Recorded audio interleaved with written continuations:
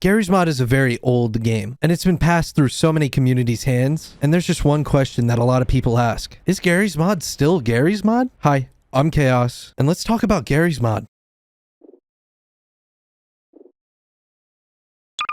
A vision forgotten.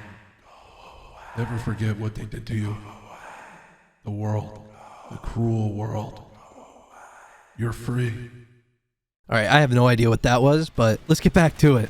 The question, is Garry's Mod still Garry's Mod, is valid, and there is an answer to it, but it's complicated. I mean, at the core, of course it's still Garry's Mod. But is the community still the same as it was before? At the foundation of Garry's Mod is an endless layer of add-ons. The game is expansive with player creations everywhere. I mean, the main feature of multiplayer is joining a server and waiting 2 hours to load in because you're downloading add-ons. And a lot of people hate that about the game. But honestly, sitting there for 2 hours to join a server for 15 minutes before getting banned for RDM, I mean, that's just the fact of Garry's Mod. But there's more to Garry's Mod than just the add-ons, and it's the community around it. I mean, the community has been through so many different phases over its time. I mean, you started out with animation, and the animation's still going, but it's just transferred over to Source Filmmaker. But now the main thing with Garry's Mod, and I've seen this a lot, is the next bots. I mean, just go on TikTok and you'll see next bot this, next bot that. It's kind of insane, but it's also hilarious, so I guess I see why they do it. And the Five Nights at Freddy's thing finally died off, I believe. It's not as prevalent anymore.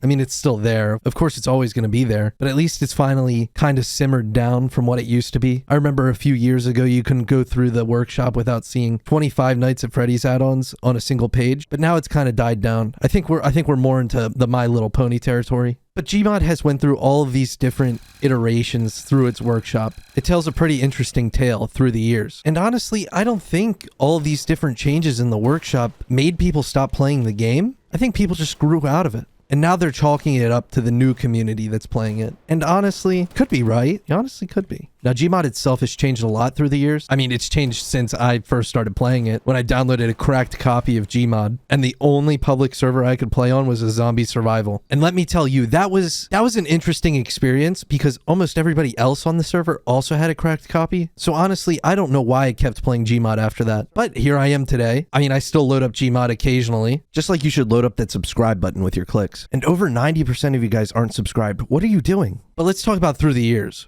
From when I first started playing Gmod to now. And I'm not going to go through the entire community's history. I'm just going to give you my opinion on what happened to Gmod then to what's happening now. So consider this an opinion piece, and that your answer may vary depending on your experiences on Gmod. Gmod does hold a very special place in my life. I met one of my best friends through Gmod. I mean, we even made a video together. I don't know if I will link that video or not. It's very cringe. I can't feel my spine.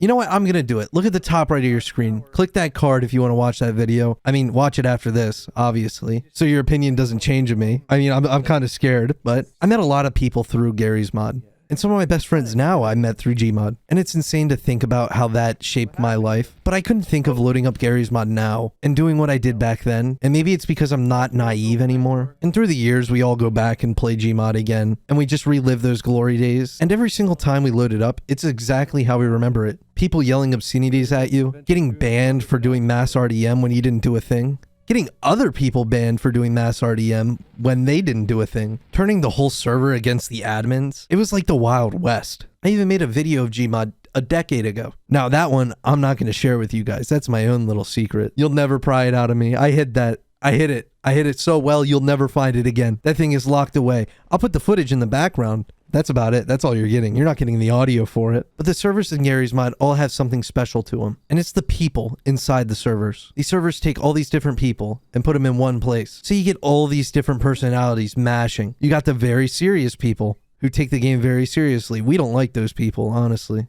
You got the people who just try to mess with the serious people all the time to see how far you can push an admin before they hit their limit, or to see how far you can push an admin to listen to you and believe everything you say. And I think that's changed people too, always wanting to be an admin on a Gmod server. Like that used to be the running joke, oh, I got admin on a Gmod server. And honestly, I think that shaped people more than anything else in Garry's Mod. Having authority over people, and then having people just completely dismiss that authority, as it should be. Because you should not be taking your job as an admin on Gmod very seriously unless someone's making really weird threats. I've seen that a few times. It's really weird. And honestly, the future of Gmod isn't fully decided yet. They're releasing a new game called s&box. And I wish I had access so I could show you what it's like, but obviously I'm not cool enough for that to happen. But everything I've seen of it just doesn't seem like it's going to be as fulfilling as Gmod was. Obviously there's not enough people on s&box or who have access to s&box to create that, but I hope the new generation of people can experience what we all experienced on Gmod.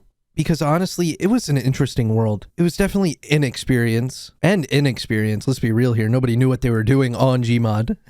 But at the end of the day, it allowed you to express your creativity. No matter what's being pumped out on the workshop, you can still always customize your game to what you want it to be. And honestly, the question, is Gmod still Gmod? And the people complaining about Gmod not being the same as it was years and years and years ago, honestly, I don't think they ever grew out of it. Because Gmod's supposed to be a fulfilling place for people to express themselves with what they want to do. And you shouldn't knock people down for that. Garry's Mod is you. It's not everybody else. It's what you want it to be. And you have to keep that to yourself. Don't let anybody change your way. And I think that's where the basis of this video comes down. Gmod has changed so many people through its years that honestly the whole Gmod is for kids thing, I mean, let it be, because it is for kids. It's also for adults. It's for everybody. I mean, honestly, Gmod is not for kids. It has guns in it. Okay, guns bad. Guns are not for kids.